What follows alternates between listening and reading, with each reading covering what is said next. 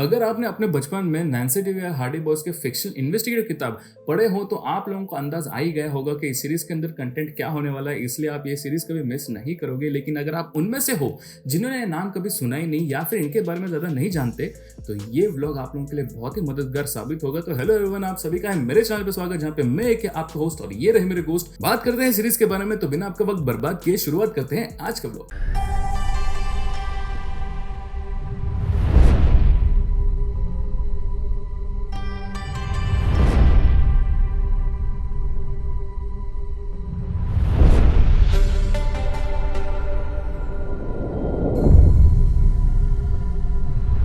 तो आज मैं बात करने वाला हूं 2019 में आया हुआ, जो अभी आप लोगों को Amazon प्राइम वीडियोस में अवेलेबल है, नैन्सी ड्रे सीजन 1 के सीरीज के बारे में। जैन 2021 को मतलब इसी साल इसका सेकंड सीजन रिलीज हुआ है, जो मैंने अभी तक देखा नहीं है।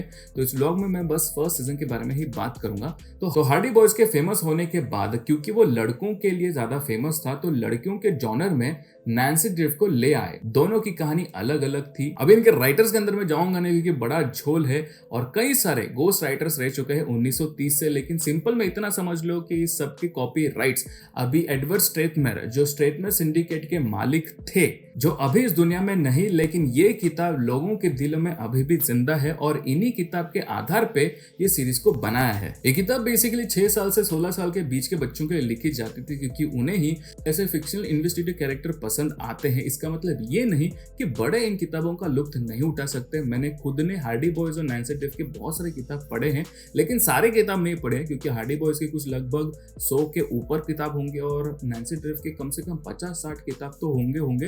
तो मैंने ऐसे 10-15 किताब पढ़ लिए हैं उस जमाने के। लेकिन जो इस सीरीज के अंदर वो दिखाया है, मतलब जितना भी मैंने पढ़ा हुआ था बहुत ही अच्छा था। कहीं पे भी संभव की दिशा नहीं थी, जो मुझे सीरीज के अंदर बिल्कुल भी पसंद नहीं आया कि एक बच्चों का फिक्शनल कैरेक्टर जो आपने लव एंगल ट्रायंगल में फंसा कर बच्चों के लिए नहीं तो सिर्फ बड़ों के लिए बना दिया। क्या माइले शारीरिक संभव अगर नहीं दिखाया ना, तो भी बड़े लोगों को कंटेंट पसंद आएगा।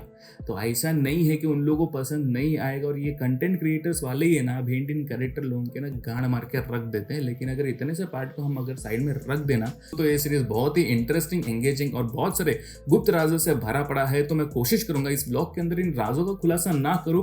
लेकिन अगर आपने मेरे कहानी के पहले को समझ लिया, तो आप लोगों को आइदर इस सीरीज का कंटेक्स्ट या फिर पूरा कंटेंट ही समझ आएगा। तो एक 16 साल की लड़की जिसमें अनोखे रहस्यों को सुलझाने की खुजली, जहां पे काम करती है, वहां पे ही अचानक एक औरत का मृत्यु होने के बाद सभी लोग जो वहां पे काम कर रहे होते हैं संदेह के गिरफ्त में आ जाते हैं। अभी इस हत्या के केस को सुलझाते जो ना ही सिर्फ लोगों के आत्माओं से बात करने लगती है, लेकिन उसके आसपास के जाली नकाब पहने हुए लोगों की सच्चाई सामने आने लगती है, जहां पे मरे हुए लोग जिंदा होते हैं और जिंदा लोग मुर्दा घर जाते हैं। ये कश्मकश 4 पीढ़ी उस पुरानी दंत कथा की ओर ले जाती है, जहां पे एग्लिका नाम के एक चुड़ैल के पास ऐसी कुछ शक्तियां हैं जो मांगी हुई इच्छाएं उनसे टोल लेकर पूरा करती है। इस सीजन के अंत में कई सारे अनसुलझे हुए किस्सों को सुलझाते हुए ये पता चलता है कि जिस रात को उन पत्थरों से जो लड़की घिरी थी, जिसकी आत्मा इस दुनिया में भटक रही है, जो भूत बन के किसी को सच की तरफ इशारा कर रही हो, और जिस बंदे का ड्रीव के दोस्त के साथ संबंध होता है,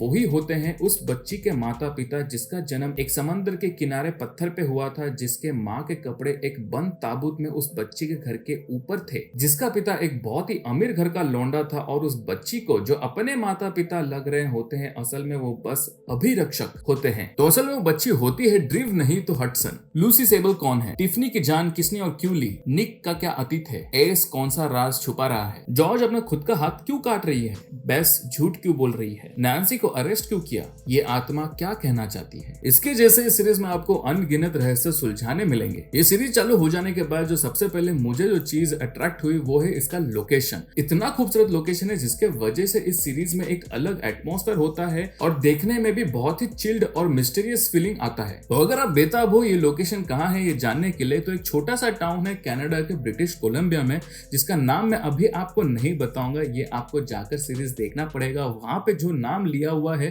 वही असल उस टाउन का नाम है। और जो सबसे चूतियापा सीन है वो है इस सीरीज का शुरुआत, मतलब जबरदस्त बोल्ड सीन के साथ शुरुआत किया है, विस्तार में नहीं तो संक्षिप्त में ही दिखाया गया है। और ऐसे ही पूरी सीरीज में आपको 3 या 4 सीन्स देखने के लिए मिलेंगे जिसका कोई भी जरूरत बिल्कुल भी नहीं था। और जिस हिसाब से इस सीरीज को शूट किया है, इतने सॉफ्ट लाइट और इतने मेकअप के साथ, मतलब इतना ग्लैमरस हर एक लोगों को बताया गया है कि कभी कभी तो ऐसे लगता ही नहीं कि यहाँ पे इंसान एक्ट कर रहे हैं, ऐसे लगता है यहाँ पे गुड़ियों को ही नचाया जा रहा है। भाई असल में इंसान ऐसे नहीं दिखता। और नैन्सी खुद ये भले कितनी भी क्यूट या अच्छी खूबसूरत दिखती हो, लेकिन इसका कोई भी कैरेक्टरिस्टिक्स नैन्सी के कैरेक्टर को जस्टिफाई नहीं करता। तो मुझे पर्सनली ये पसंद बिल्कुल भी नहीं आई। एक्टिंग अच्छा हुआ है, कोई भी एक्टिंग के अंदर शंका मुझे बिल्कुल भी नहीं। जैसे डायरेक्टर ने इसे एक्टिंग करने के लिए कहा है उस हिसाब से इसने स्क्रिप्ट पे काम किया गया है। एक्टिंग बहुत ही अच्छा किया है, बड़े बड़े लाइंस और बड़े बड़े स्क्रिप्ट इसे दिए गए हैं। बल्कि मैं ये कहूंगा कि सभी कैरेक्टर्स ने बहुत ही अच्छा एक्टिंग किया है और इनकी कास्टिंग भी बहुत ही अच्छी हुई है। मतलब ओवरऑल अगर पूरे सीरीज को देखने के लिए जाओगे ना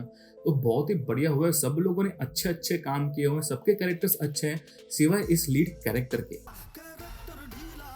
बाकी पूरा सीरीज बहुत ही अच्छा हुआ है, इसका पेस सही है, बराबर से प्लॉट बनाया गया है, बहुत सारे अच्छे खासे ट्विस्ट डाले हैं और हर एक एपिसोड एंडिंग में पब्लिक के लिए एक बराबर से हुक डाला गया है और अच्छे से बेवजह पूरे सीरीज की कहानी को खींचा गया है। एक फुल प्रूफ सीरीज है, अच्छे साउंड इफेक्ट, म्यूजिक और सिनेमेटोग्राफी के साथ दर्शकों के लिए एक अच्छा टीवी सीरीज दर्शाया गया है। तो रेटिंग की बात करूं तो एक टीवी सीरीज है, इसे रेट किया है 16+ या फिर आर के बराबर ही समझ लो। तो एक बच्चों की किताब में से निकला हुआ एक बच्चों की कहानी, बच्चों के लिए नहीं तो सिर्फ और सिर्फ बड़ों के लिए ही है।